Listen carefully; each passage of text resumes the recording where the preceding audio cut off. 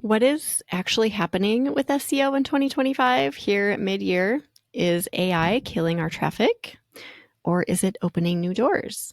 In this episode, I chat with SEO and digital marketing expert Ty Kilgore from Everything Digital Marketing, who brings 16 plus years of experience and over 1,000 successful site audits to the table. Ty delivers a must-hear pep talk, best pep talk I've ever heard in my life. You have to listen just for that, if nothing else. For all bloggers who are tempted to give up, plus he shares what he thinks might be happening in the future with the AI overview on Google.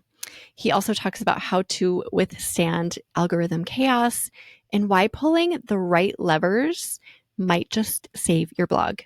Tune in for data-driven strategies, encouragement, and clarity for the road ahead. Hello, Ty. Welcome back to the podcast. I think you've been on multiple times by now. It's always so good to have you here. Oh, thanks for having me. It's always a pleasure to be on this podcast and to talk to the wonderful listeners you have. So hopefully I can provide some value today. Yay. And then I was going to show you, I theme well. So look what I'm wearing today. I'm You wearing are. my Everything Digital Marketing t-shirt that you gave away in Savannah. I was getting ready this morning. I was like, this just seems perfect. And I love it. It's so soft. I love Oh, this t-shirt.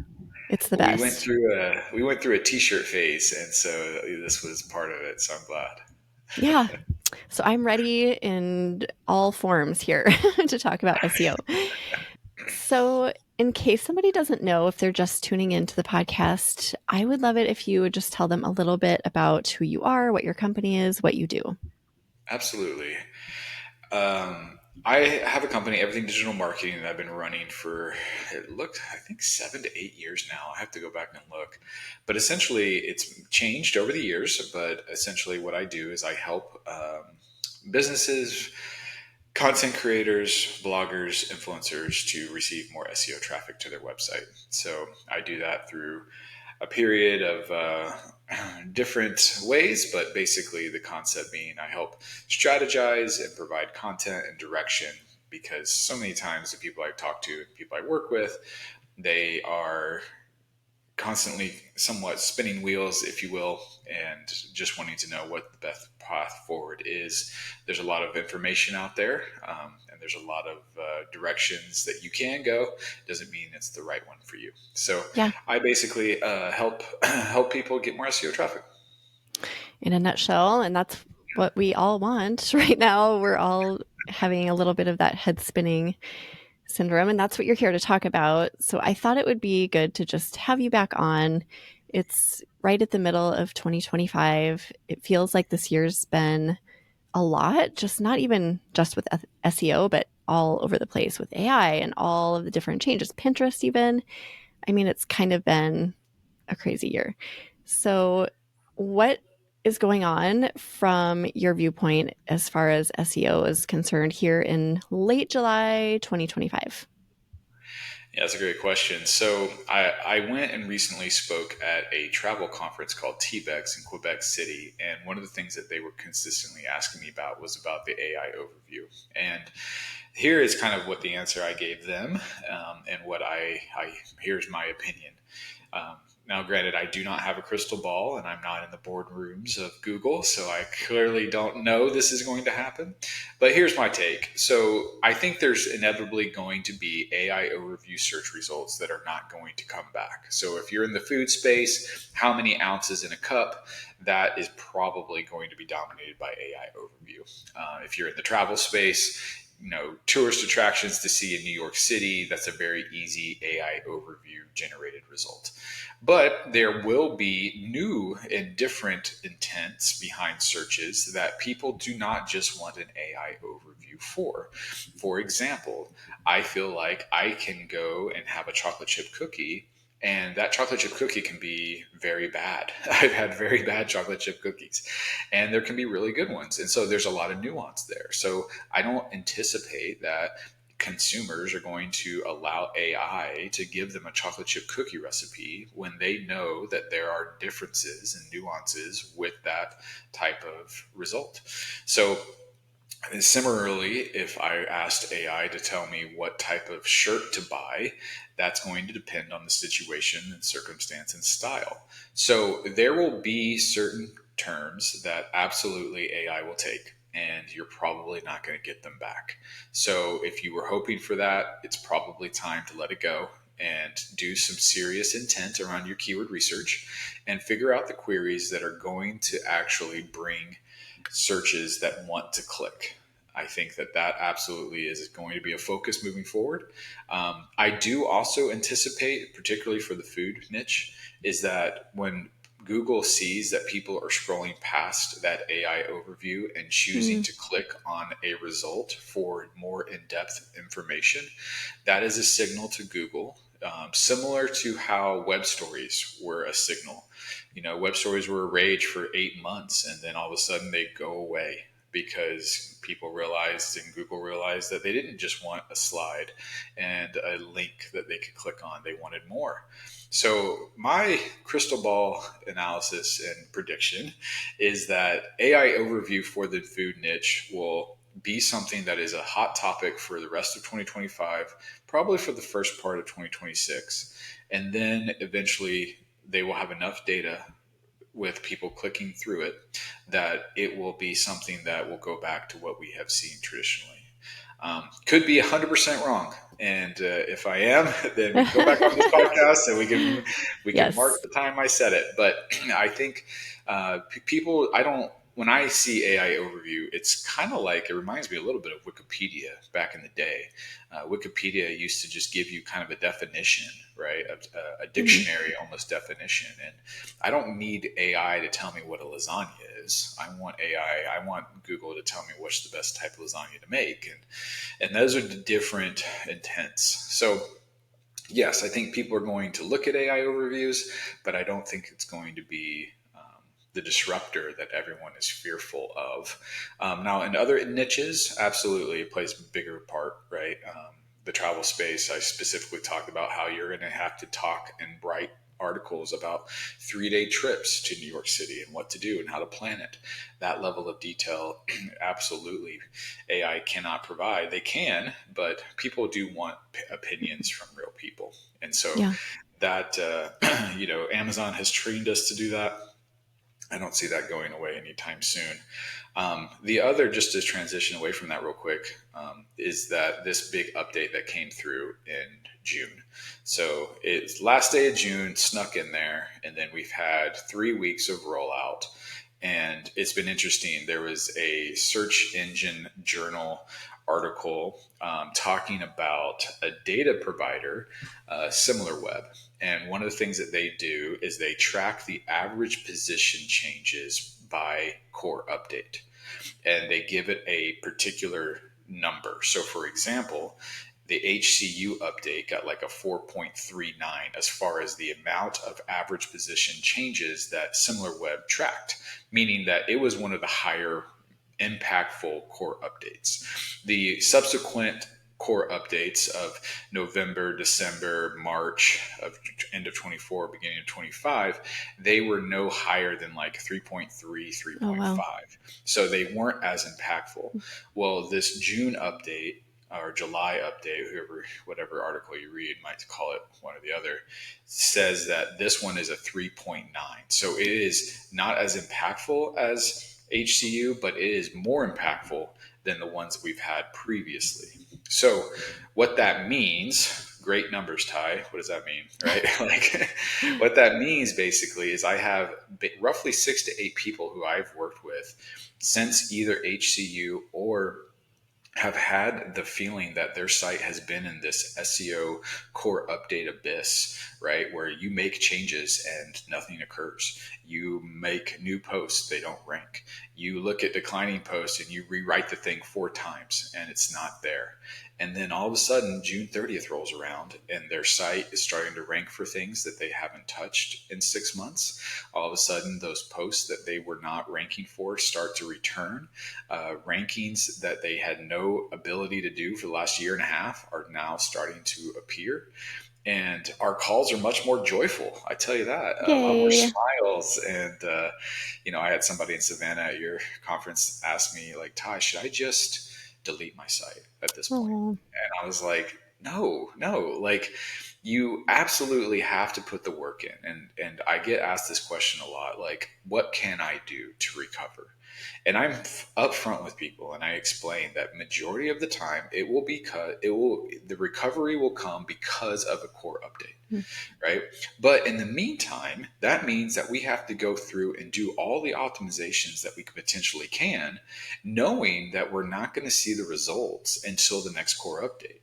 So you have to have that mentality. And I think so many times bloggers, they give up sooner than they should. And it's not a question of if your site will recover. It's just a question of when. I've just been doing this for 16 years, and I've just seen that so many sites, the person behind the site stops before they should. And I get it. It's a mental warfare. Entrepreneurship is hard. There is absolutely an overwhelm that exists when, effort does not equate to return on investment. I understand mentally the places I've had to go for myself. I understand. Yes. That's probably a different episode. Yeah. But the goal is like, now here is a great example of people who, essentially felt like their site was in SEO abyss, and now they're not. And so they're seeing results, and they're seeing how fast can we go? What else can I update? Now the enthusiasm has returned. And so if anything, I think that 2025, with this core update particularly, and with AI, there is a lot of messaging out there that says that, give up on SEO, Hmm. give up on doing anything related to this because it's dead, whatever. It's funny. I quit my first job, and I remember the article came out. I remember the first place I was. I remember the office I was. I remember the computer I was at. And I remember reading the first article, SEO is dead. And I honestly thought to myself, I have made a massive career Oh no. mistake.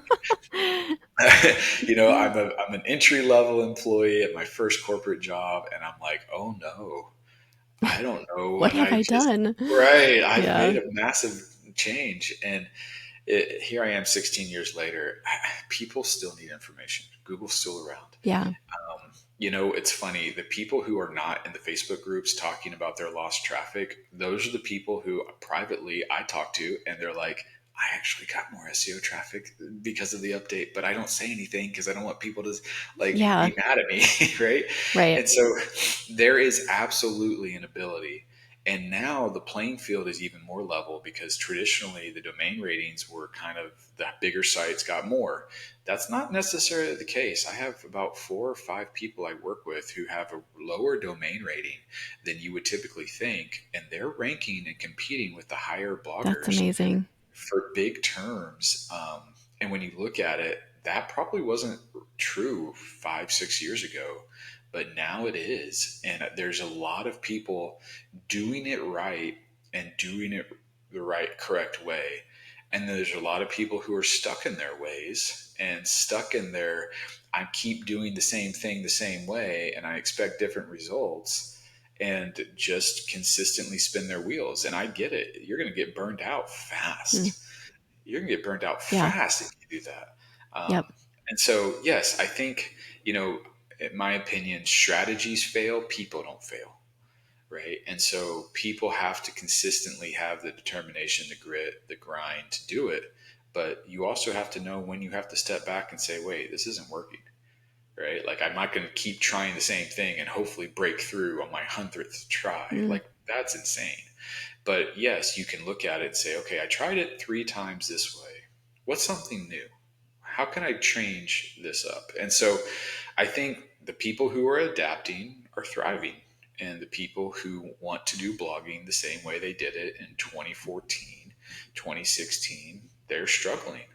And it's almost as clear as day. I get on a call with somebody and I can tell pretty quickly kind of where they are mentally, Mm. and where they are from, not just financially and strategy wise, but I can tell pretty fast, like, okay, and people are smarter now. Like, it used to be back in the day, people wouldn't even find a mastermind until like year 3 of doing Yeah. it. right? And now people don't even have a site, and I feel like they're in masterminds. And they're Yep. like this, deciding whether or not to do it. And so people are starting off really a lot in a much better spot, and so Yeah. the competition is harder. I mean, that's the reality. So it doesn't mean that you fold and you say, okay, I don't have a shot. It means, are you willing to play the game? And some people are, and they thrive, and some people give up, and I get Yeah. it. And so anyways, long answer to a very quick question, but No, that um, was great. Yeah. hopefully that provides some context. So for the people who have regained some traction since this most recent update, do you see any themes? Like, Yeah. are there things they're doing to their posts or their sites, or is it just mostly mental, or maybe all of the above? So really, it's two things. The first thing is the core update helps. Okay, so I can't discard, and I even said this to people I talked to. I was like, I would love to say that everything digital marketing is the reason and the catalyst and the only reason why you are seeing success in your SEO. I'm not that vain, and I'm not that guy. Instead, I will say, absolutely, the things that we're doing has helped you.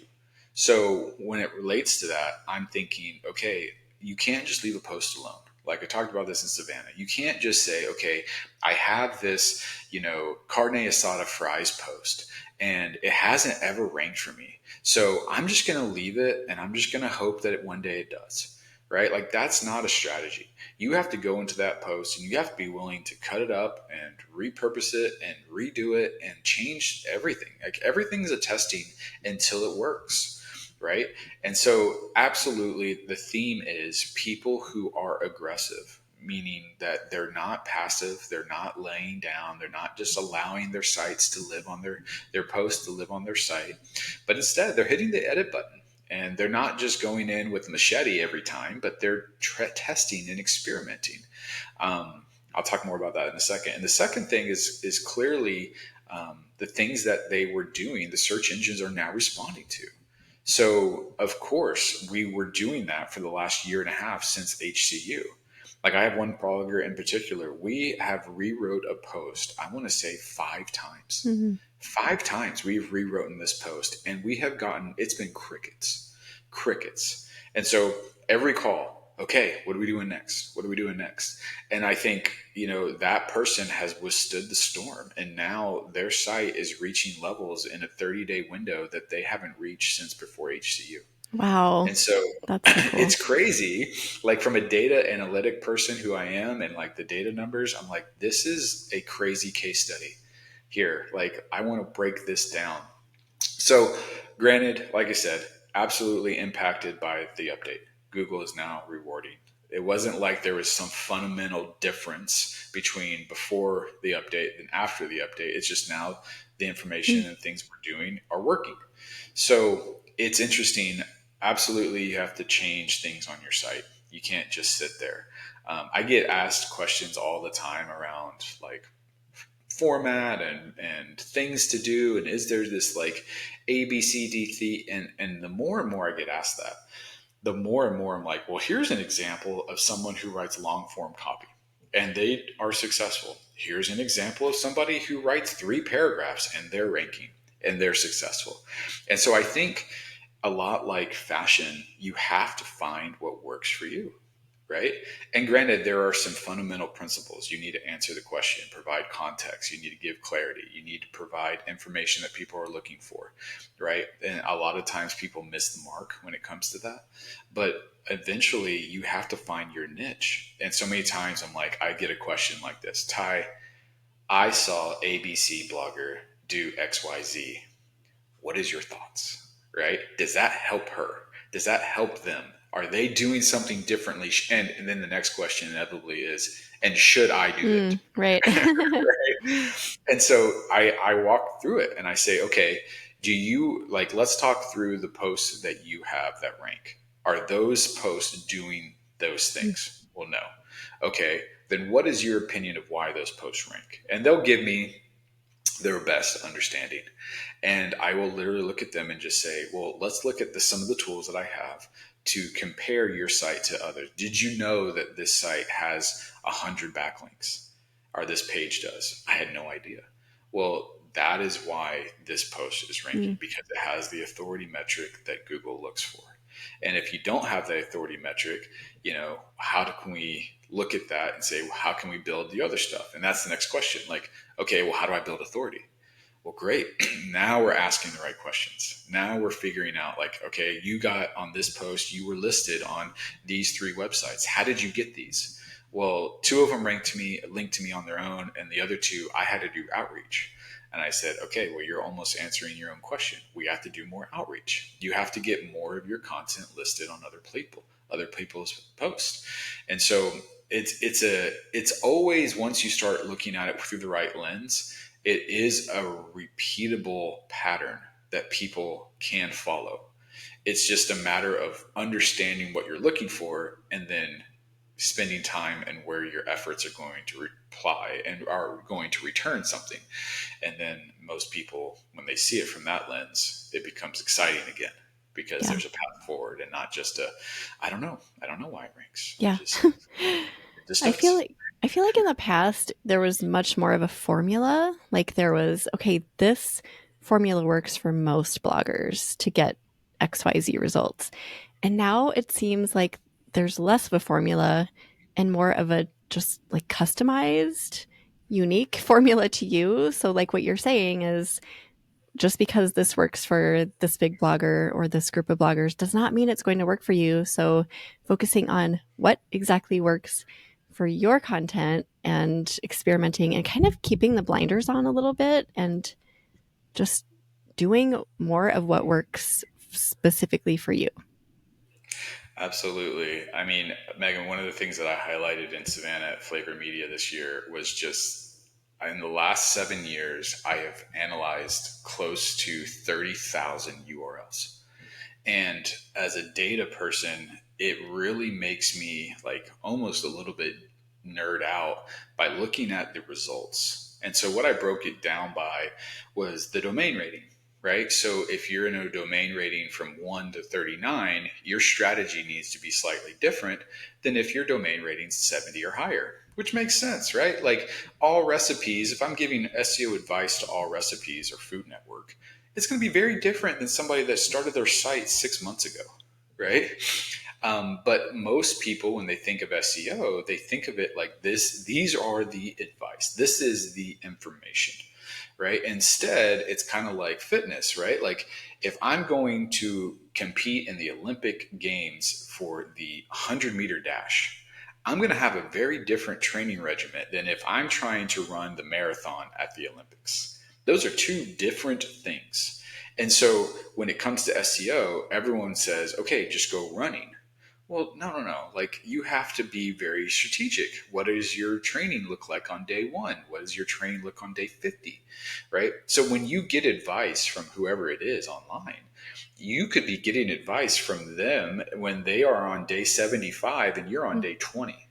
So it doesn't resonate. So the issue that I found, and the thing that was interesting with the data, is that we actually had to do more if your domain rating is lower than we had to do if your domain rating was higher. And what I mean by that is like if your domain rating is 60s to 70s, there was a certain formula that actually emerged as far as what we needed to do in order for your site to rank.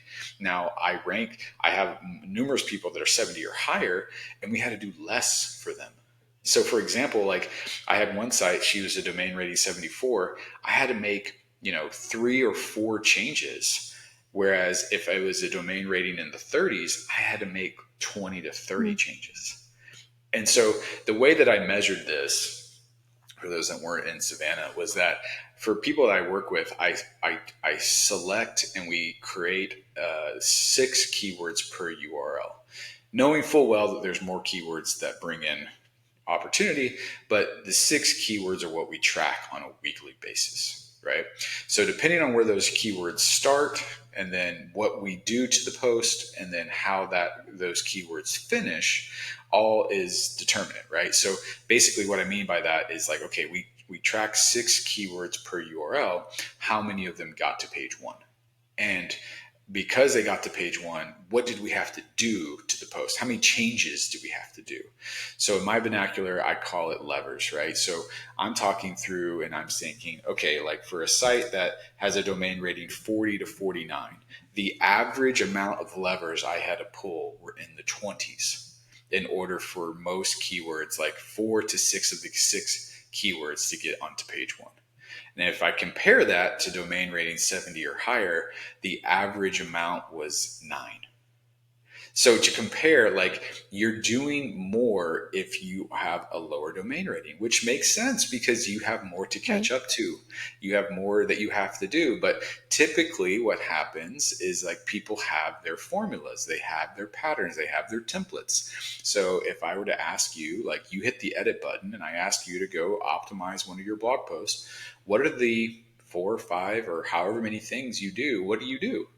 Right? What do you do to optimize it? And it's amazing to hear what people say.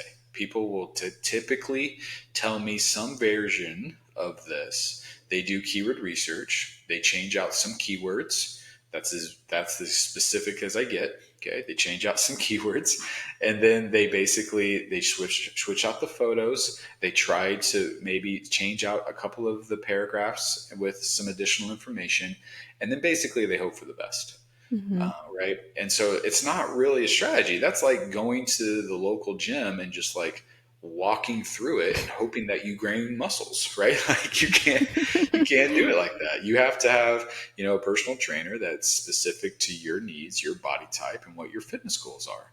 And so I think the specialized, customized plan has really resonated with those that I work with simply because it takes a lot of well, I don't know what to do.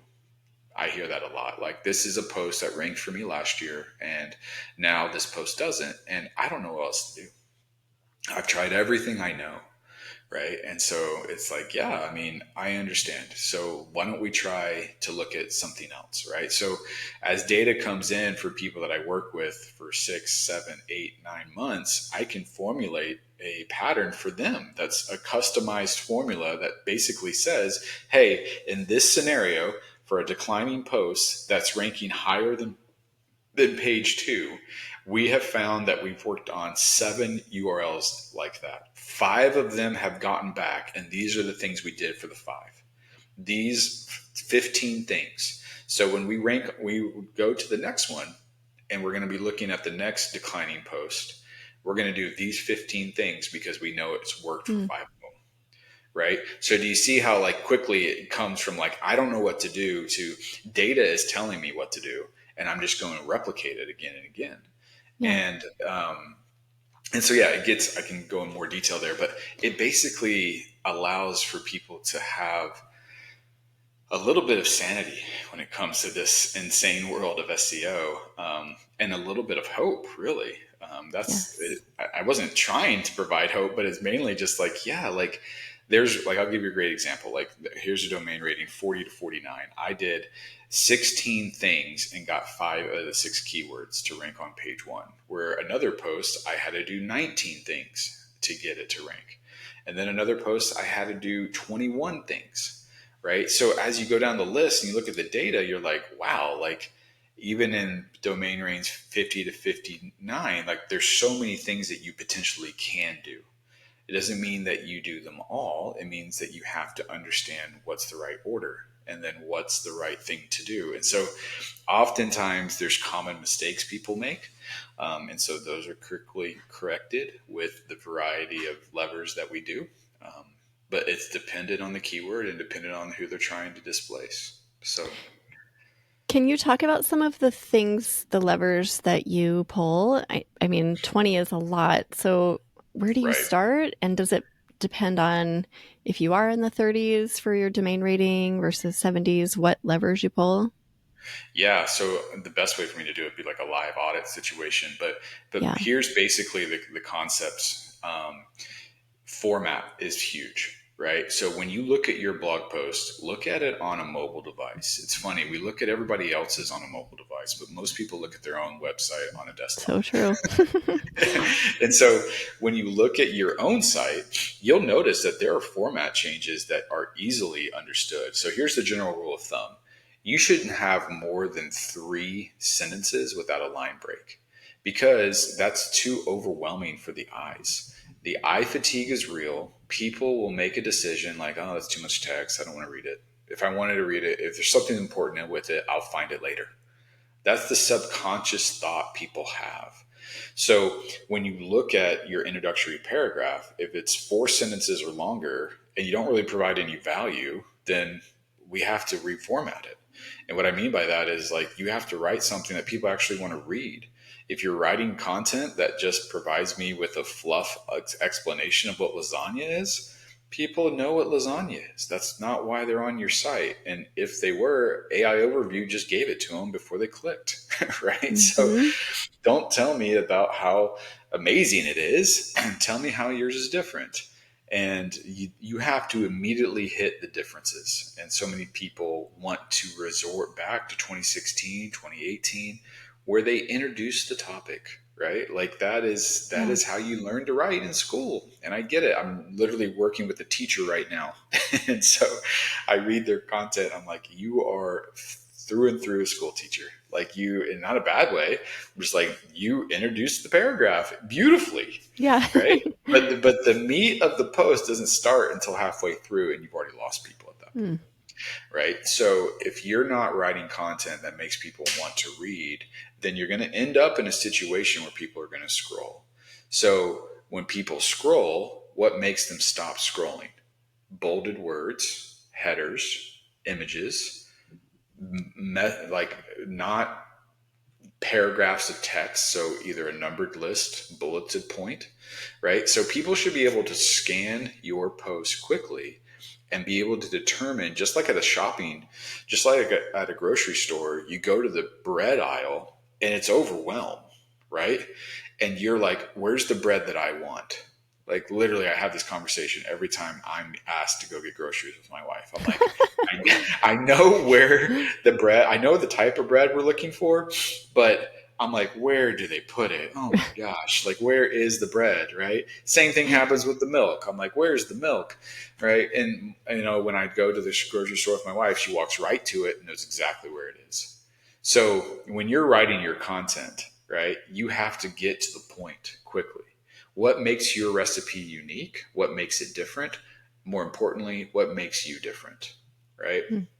So if you're not doing that and I start scrolling, then the time on site's going to go down, the dwell time's going to go down, people aren't going to get what they want.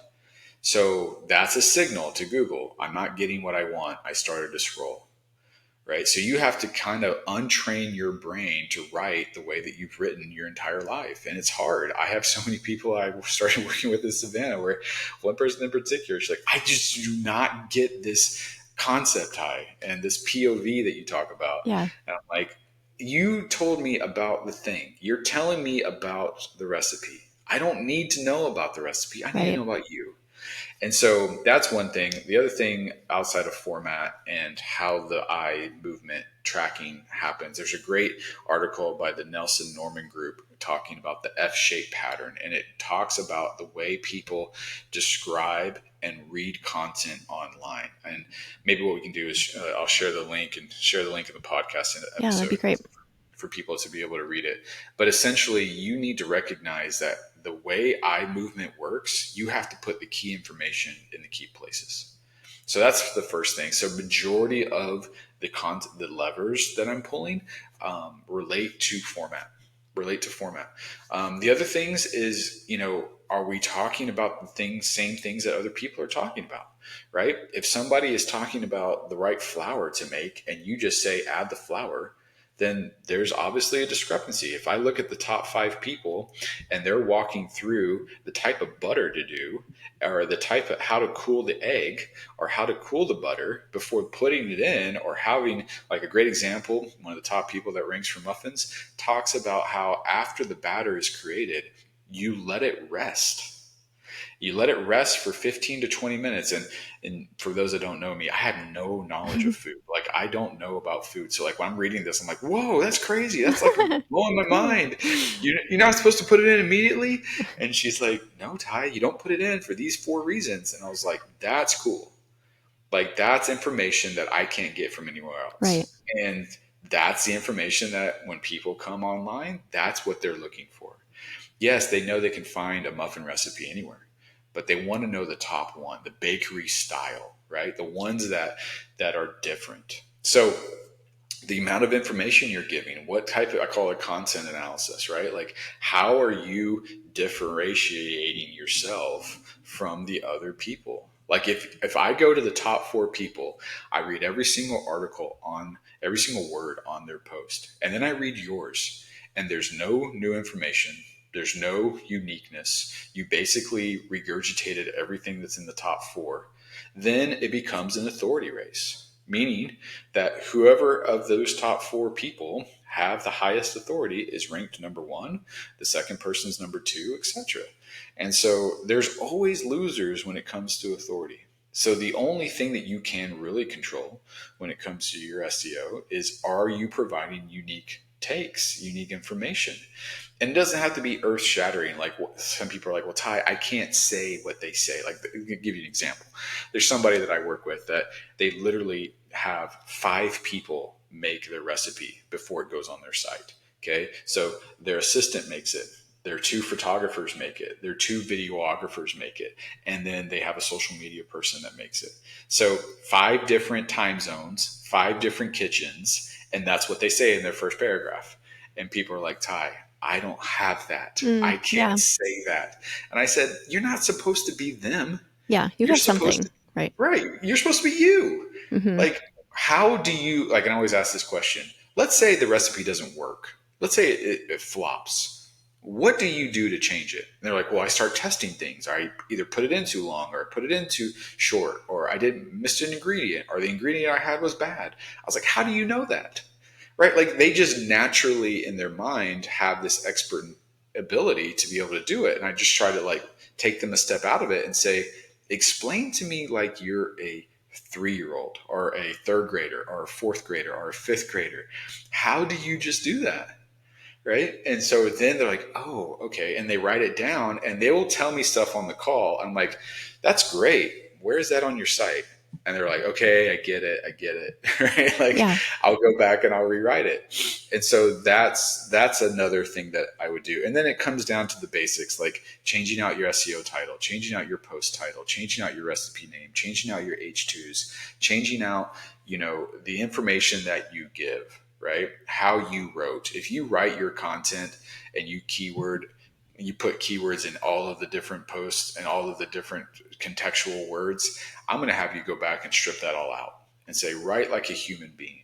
So many times I'll read a piece of content from someone. I'm like, yeah, these are 3 reasons why it doesn't rank. It doesn't have any authority. You keyword stuffed over the moon, and you provide no uniqueness. So yeah, this is never going to rank. And people are like, oh, you're right.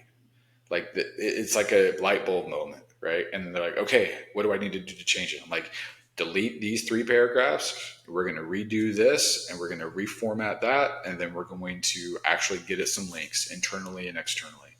And then over time, it starts to change. So it's not a matter of like, does SEO still work? It's, does your strategy work? And that's where people make mistakes. Yeah. I always love hearing you talk through this, and you have taught me to think differently when it comes to writing. I mean, like everyone else, I used to do this lasagna has perfectly cooked noodles. The sauce is so delicious.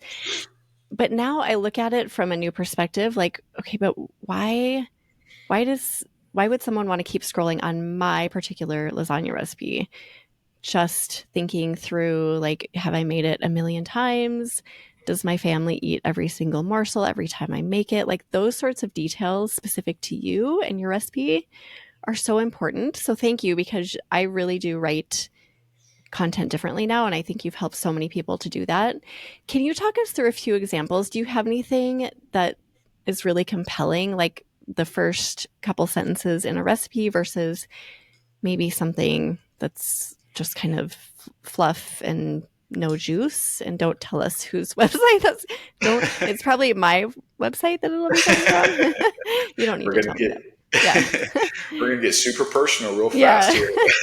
But I also appreciate that about you. you're not afraid to be real and just say, look, this is not effective.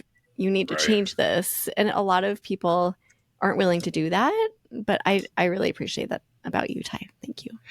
Yes. So let me give you an example. This Great. person will rename anonymous, but this is the current version of uh, the introductory paragraph for this post. Okay. So let me just share this with you. And this sounds very familiar to what everyone else writes. If you're Yeah. looking for a perfect chocolate cake that's rich, moist, and covered in a decadent ganache, you found it. This chocolate cake with chocolate ganache recipe is all about decadence. With just one bowl for the cake batter and a simple ganache poured right over the top, it's effortless and completely satisfying. No matter the occasion, this easy chocolate cake with chocolate ganache is guaranteed to impress. Grab your whisk, preheat that oven, and get ready to enjoy the easiest, most decadent cake, chocolate cake. Who can turn down chocolate on chocolate cake? If you love decadence, check out this chocolate mousse cake and my strawberry chocolate brownies. Okay, I say it like that because I have read content like this for seven Yeah. years, and it makes my head explode because I'm like, thank you so much for stuffing the keywords. Thank you so much for telling me to try your chocolate mousse and your strawberry chocolate brownies. And thank you for giving me adjective throw up. Rich, moist, covered, right? Like it's so okay. So working with this person, I'm going to give you the new one. Okay. So and then I'll let you be the judge. Okay. So Yes. this is the new one. This chocolate cake has been through so many test runs in my kitchen, I could probably make it in my sleep. I'm not the kind of baker who just shares something after one or two tries. I want it just right. After dozens of tweaks, lots of late night note scribbles, and more taste tests than I'm willing to count, this cake finally makes the cut. It's rich, moist, and topped with ganache that pours like silk and sets up just enough to slice cleanly. It looks like something from a pastry case, and it's meant to be made in a real kitchen. Sold. Sold on option two. Right? Like Mm-hmm. when you read it, you're like, oh my gosh, how do you make this? Right? Yeah. Like I'm already want chocolate cake, right? Like Yeah. my 13-year-old daughter will laugh at me and like, Dad, do you just get hungry all day? Yes. And I'm like, it is difficult because this, I mean, and then she goes on and she talks about her training. She talks about how texture and flavor matter and how she's gotten away from the dried crumbs. And she talks about the pains that she found in making this and how she overcame them. So naturally, two things happen. First, like you said, you're sold. Second, you're like, okay, if she's going into this level of detail, I don't have to. I know that I can Exactly. make something from her that I can find that's not going to be like everyone else. Yeah. So again, she is classically trained. She has a lot of information, but her POV is so different, right? Like I'm not the kind of baker that just puts things after one or two tries. I want it just right. Again, it's nothing about, and like she still includes the adjective throw up, but it makes sense now, right? Like, and it's not the main thing. It's not the very beginning thing. So they do a good job. Do we have time for one more? Because Yeah. I can talk Yeah. about this I all the love time. these. Yep. Okay, okay. Let me try. Okay, so there's a different one. So this one. Okay, chocolate chip cookie pie, decadent chocolate chip cookie pie. So sorry, let me give you context. This is the first one. This dessert features flaky, cream cheese pastry crust filled with rich and fudgy chocolate chip cookie dough. The crust adds a subtle tanginess from the cream cheese. When the cookie filling is infused with a hint of vanilla and boosts a deep caramel-like flavor from dark brown sugar. The dark chocolate chip provides a perfect balance, offsetting the sweetness and adding a fabulous richness to every bite. Okay, so this is a chocolate chip cookie pie recipe. Okay, so Okay. here's the test. Like, if you could take your introductory paragraph, take it away, and go put it on another blog, and it completely reads and makes sense. Meaning, like, I could probably put this on your site, Megan, and it Yeah. would make sense. Yeah. There's no distinction between this blogger and you, Right. and there's no way for me to know. I Mm-mm. could put this on insert whatever URL you wanted, and it would read, and it would make complete sense. And that's where a lot of people go wrong. So here's the new one. Okay. When I say this cookie pie works, I mean it really works. I've been in the pastry world for over 15 years, working in busy kitchens, training under Le Cordon Bleu chefs, and baking more cookies than I could ever count. Along the way, I've learned exactly what takes a dessert from, quote, pretty good to can't stop eating it status. This one hits that sweet spot, gooey in the center, golden on the edges, loaded with melted chocolate, and just the right amount of indulgence. Way better. Actually, the first one, I kind of got lost. Like I was drifting a little Too bit. many, Like too there many were just keywords. a few too many words. But the second one, I was highly engaged. Like I know exactly why I want to make that one. Right. So this is just one potential Yeah, lever, but essentially the concept being like you have 3 seconds to capture people's attention.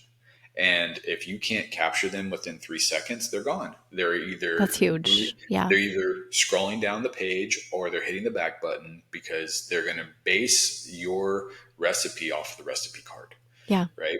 And they're going to base it off of the featured image. So again, if you're wanting to move up in the SEO world, you have to show Google that you're better. You're better than what people have. So if people spend 3 minutes on the first one and they only spend 45 seconds on yours, you don't have a shot, right, right? And so writing content that people want to read is going to be the distinction between whether or not you continue to get SEO traffic or if you're just going to continue to fade away.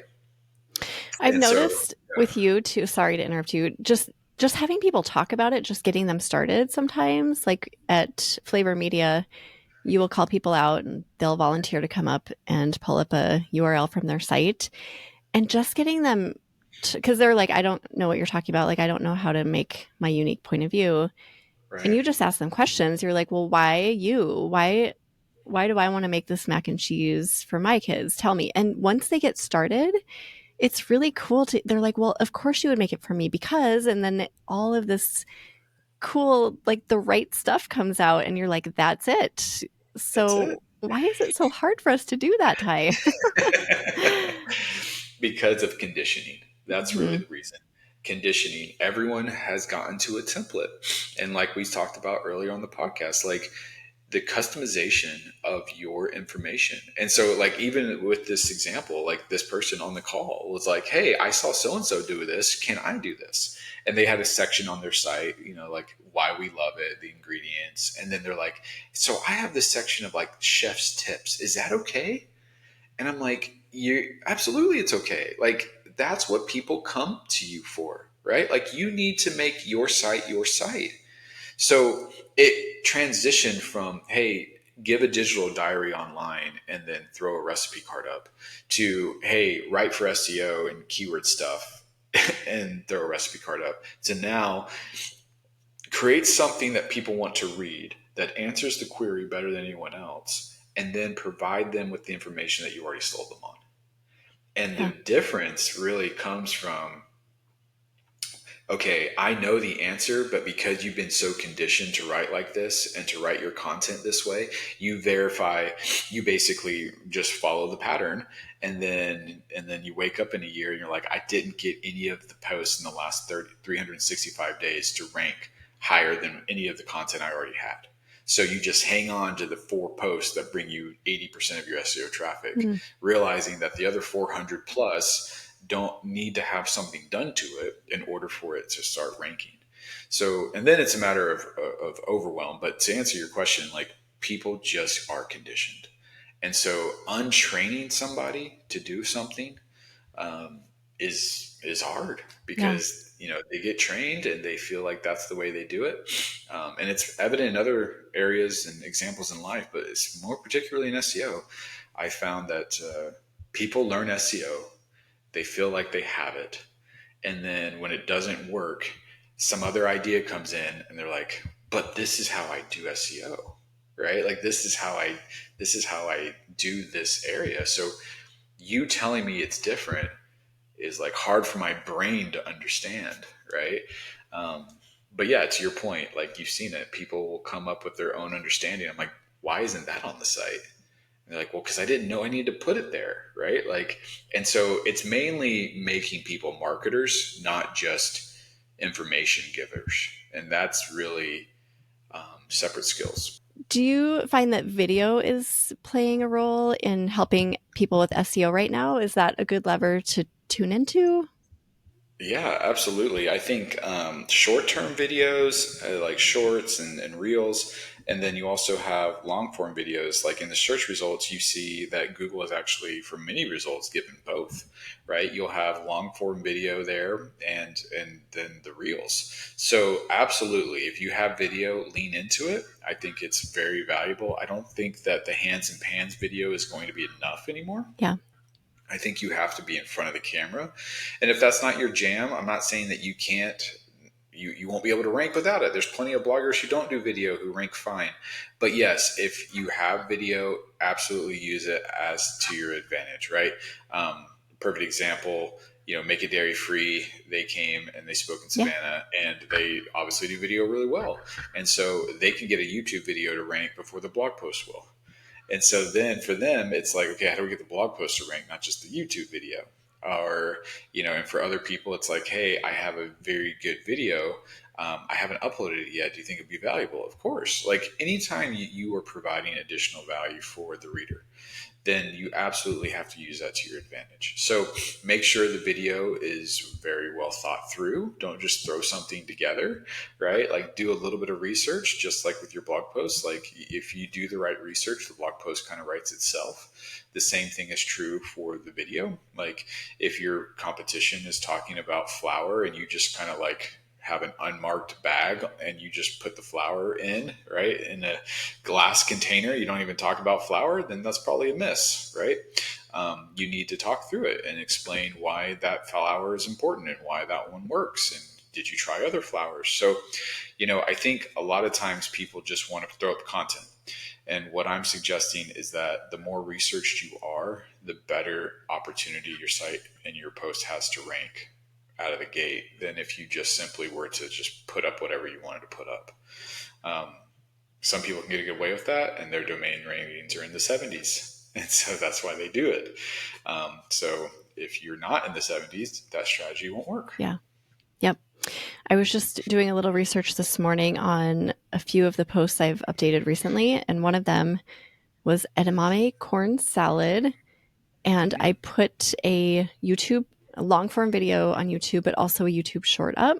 So when I was doing my research, I noticed that my short for that recipe was showing up really really close to the top of the page in Google. And I was like, yes, that can only be helpful, right? So I really think there's so much value, especially since YouTube and Google are so closely tied. If people are searching for that and your video pops up, that has to fare well for how Google kind of sees your site too. And does it say like, oh yeah, this is a great YouTube short, so now we're going to move Megan's recipe up in rankings a little bit. I think it all plays in together. Am I right about that?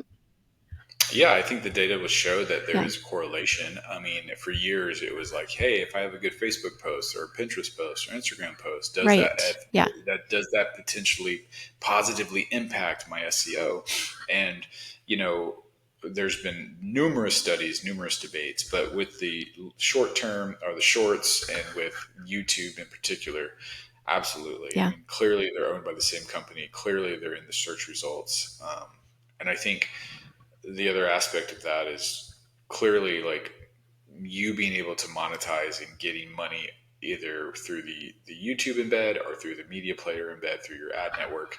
There's been a lot of different scenes of opinion and placement and things like that. I get asked that question a lot, but absolutely, video is definitely a factor.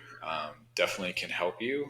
It's another area of a chance for you to share your unique take on your thing. So Yeah. absolutely. I love hearing that. I feel like there was something else I was going to ask you about. Well, is there anything from your Savannah presentation this year or the previous year that you talked about then that you feel would be helpful here? Yeah, yeah. I think the biggest, like was talking about earlier, the biggest takeaway is that most people underestimate the amount of changes they should be making to their website. They will go in, make subtle changes, or they will, like, it's two extremes, right? The biggest thing is like they'll go in, they'll make a couple of changes, or they think in order for the SEO to improve, they have to go in with a machete and basically rewrite the thing because nothing is working. So again, you have to take an assessment of where your current keywords are. So if your keywords are, on page 3, Google doesn't hate your post. It's just not as good to be on page 1. So for that particular situation, understanding the right changes, understanding the right analysis. And a lot of times I don't even know what I'm going to recommend until I do the research. Meaning, like, if you're trying to rank for that post and I do analysis on who's ranking ahead of you, the information that I give you as far as what you should do and change to your post is based off of the people ahead of you. So many times people base their decisions off of either a Facebook comment or the podcast episode they look at. And there's oftentimes I'll be on a call with a particular person and I'll say, these are the things you need to do. Get on the call in the next hour with somebody else and give the opposite advice, simply because that's what this research dictates. So when you look at your analysis and you say, okay, what's the POV they're providing? What's the information that they're offering? What's the questions they're answering? What's the detail that they're giving? I'm not saying just copy them, because that's not how you're going to outrank them. I'm saying take it in, do the analysis, put all the information that you got from what others are doing, and then make the conscious decision to say, how could I make something better? What can I do to provide more content, more context, more information, more uniqueness, right? Just don't say, like, and this is what I hear all the time, like, well, you can't mess it up. It's XYZ. And I go, let's just scroll down to the comments and see how many people messed it Mm, up, yeah. right? Because people did. And it's so easy and natural to you. You're such an expert. You're on the top of the hill. You've done it. You did it. And you have a blog post about it. But you have to realize that people coming to your site are not your peers. Mm, They're the beginner, right? Your peers never Googled it. Your peers never landed on your site to see what you did, not to actually make it. They did it just to look at right. what you have, right? Yep. Like, they're not doing it because they're actually going to have the ingredients on their counter and they're going to make the thing. That's not how it works. So you have to recognize that when you do your analysis, it provides the context for the change. So when you look through the levers and you make the decisions on what to make and what changes to make, don't just make the same changes unless you have a formula that has shown to be effective. And so many times people want the formula without providing the experimentation and the data to get the formula. So instead, they go into their post, they hit the edit button, and they do the same 6 things to every post, regardless of where it's at, regardless of what type of post it is. Right. So that's like going to the gym and doing, I'm going to do 10 jumping jacks, 10 air squats, 10 pull ups, 10 sit ups, and 10 push ups, and then I'm going to leave. It's like, okay, well, that's a great, like, some people, that's a warm up, right? Mhm. Like you did a warm up for the people you're competing against, and you're wondering why your body isn't looking the same as theirs, Yeah. right? And so you have to recognize that there is a level to this, and each time you go deeper and you recognize that you need to go deeper, you have to recognize that, okay, based off of what I'm learning, not all sites are the same. Based off what I'm learning, not all URLs and keywords are the same. Based on what I'm learning, there's not one size fits all to SEO. Based on what I'm learning, how can I customize my optimization efforts for my particular site, these particular keywords, and where they currently are? Right? So the best analogy I can give is the fitness one, because fitness is such a variety of things. You can go to the gym and you see somebody doing something, you're like, well, what are they training for? Right? And then you go talk to that person, they're like, oh, well, I'm going to be cross country skiing in Canada in 3 weeks. And so that's what I'm like, oh, okay, well, that makes sense now. Right? But you look at that and you're like, I don't know what that is. And I don't know why they're doing that. right? And then you see like somebody that plays football and they're doing a very different regimen Right. than somebody that's just trying to do yoga 3 days a week, right? Very different regimens. And none of them are better or worse. It's just that's what's working for them. So as you look at your SEO, look at your competition and analyze for yourself, why is Google putting these people ahead of me? And just look at the content. Don't look at the links. Don't look at the authority. Just look at the content and say, if you're Google, does this person deserve to rank ahead of me? And be subjective. And sometimes you'll find that there's some serious holes in your Mm. content. And so that's the catalyst for your levers. Yeah. And then just to bring it around to how you started, and I would love for you to just end by giving people a little bit of encouragement. There's Sure. hope. Don't throw your blog out to outer space. Don't give up on Yes. it yet. So, yeah, just what do you have about that, Ty? Oh, man. Do you have another hour? So here's what I'll say about that. When you started your site, there was this subconscious desire for you to start a successful business. Successful businesses do not come unless you put the hard work in and you adapt and you become things that you never thought you were having to become. I never wanted to learn how to run QuickBooks, but lo and behold, I know how to run QuickBooks. I never wanted to learn that every year I have to renew my license for my LLC, but I know painfully that when you don't, you can't operate the way that you hope to. There are things that you are going to learn. And as your business grows, you can either decide, I love to do this, or I'd rather pay somebody else to do this. I do not love learning taxes, so I pay for somebody else to do my taxes. Now, some people at the beginning, I couldn't afford to. So who did their taxes? I did, right? So my point in all of this is that successful businesses come from people who are willing to adapt and wear multiple hats. I understand that when you made it your food blog or made your content, it was because you loved that thing. And I recognize that you do it because you love that thing. But when it comes to being successful, there are skill sets that you have to learn.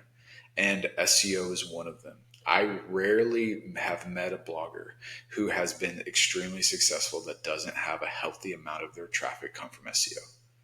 They are out there, but this is typically the conversation I have. Most of my traffic comes from Pinterest. Pinterest is just an algorithm. I lost 50% of my traffic, right? Most big bloggers have a variety of places and channels that bring traffic to their site.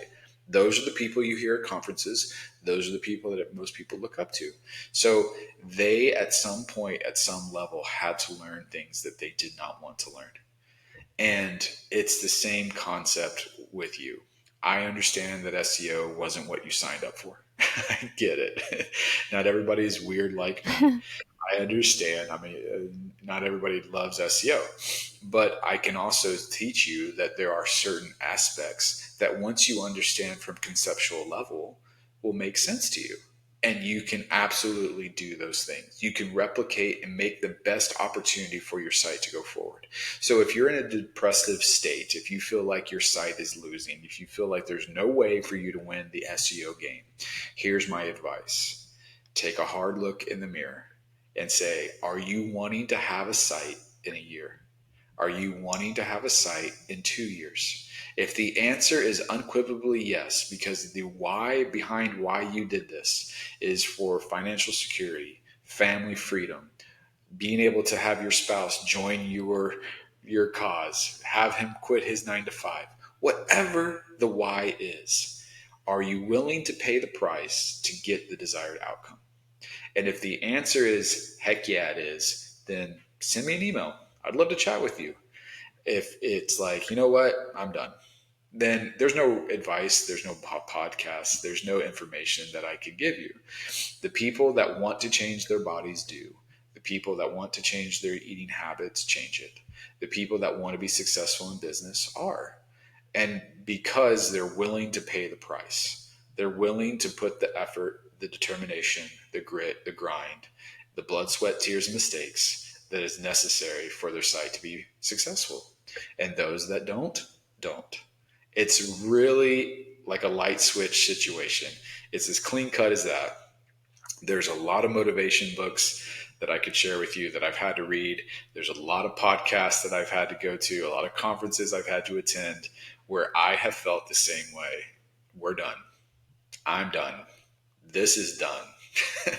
And honestly, I look back at those now and I'm like, I would do it all again to be able to have the why that I did this for in the beginning. And the why is what drives you. So sorry to get on a soapbox. I can go forever, but hopefully that's helpful. There is a path forward, and oftentimes it's not as hard as you think. Yeah. That was the best pep talk I've heard in a long time. That was incredible, not just with SEO, but just with everything. If you want to make a change, you can do it. You really do have what it takes. So what a perfect way to end. That was great. And I know a lot of the stuff we talked about, people can get in and kind of do themselves and retrain the way they write and all of that. But if they want help, Ty, from you, what services do you offer? Yeah, thank you for offering that. Hopefully, you've had some value. And so, basically, everything digital marketing has two. It used to be just one core offering where I would work with individuals for a 30-day period and a done for you option, and that's typically what I have broadcasted and shared any place I've gone to. Recently, I've had a couple of people reach out, and I've decided to create a new offering. This one is called the SEO Jumpstart. And so the concept being that the done for you offering, me and my team do everything. The SEO Jumpstart is we will provide you with the framework, but you essentially do them. So different price points, clearly, but the SEO Jumpstart is what the concept would be is that we get 4 people on a call, and basically we have 5 calls, an hour each week, where I'm basically walking you through what to do. Meaning, okay, this week we're going to select URLs. This is how you select URLs. These are the reports you need to pull. These are the information you need to consider. I need you to get me 12 URLs by Friday. And then I will basically give you access to a library where I've filmed myself explaining the concepts. Then the next week I say, okay, great. Now that we've picked the URLs, now you need to do keyword research. You need to pick 6 keywords per URL, and you need to put them into this spreadsheet. And then here's a training video on how to do it using the tools that you're going to need. And then this is due by next Friday. And then the next week, okay, now that we've done the keywords, now I need you to do a content audit. This is how I'm going to train you how to do a content audit. And I'm actually going to walk you through it. And then on the calls, I'm answering questions, I'm giving you insight, I'm giving you examples, and then providing you with a due date. So essentially, it's more of a less economical impact as far as offering. But for those that want to do it but just can't afford the higher price tag. So then it's a 3-month window. So basically what I do is I work with you every week for 3 months. And then every 2 weeks or so, for 5 weeks, we meet every week. And then every other week after that. But basically the concept is we do the tracking. We do a lot of the framework that you would get if you were a client for us. And then you basically do the legwork. And so we track everything. I give you advice and say, all right, hey, you gave me this recommendation. Why? Okay, great. So basically the concept is I'm just trying to teach you how to fish, not just giving you fish. Yeah. And it's meant for the person that really wants to be successful, but like I said, just doesn't have the clarity, doesn't have the direction. Yeah. So yeah, if that's not your jam, we'd love to work with you with everything digital marketing and have you do it for you. That's basically the concept. But yeah, kind of a done for you option, and then you do it option. Great. And we'll put the links, I think, to those in the show notes page. But is there a way that people can reach out to you if they have questions, or just go to the website? Yeah, everythingdigitalmarketing.com. My email is ty@everythingdigitalmarketing.com, TY. There is a link on the services for the site for SEO Jumpstart, so you can see all the details there. So yeah, grab your friends and let's come talk SEO. So yeah. So great. Well, everyone go check that out. I'm sure one of those options will fit into most people's lives. for real. So thank you, Ty, so much again for sharing SEO value and the best pep talk of 2025, in my opinion. That was amazing. Oh, thanks, Megan. Yeah, It's always a pleasure to be here. thank you so much. Thank you so much for watching. If you enjoyed this topic, be sure to watch the video shown on the screen. See you next time.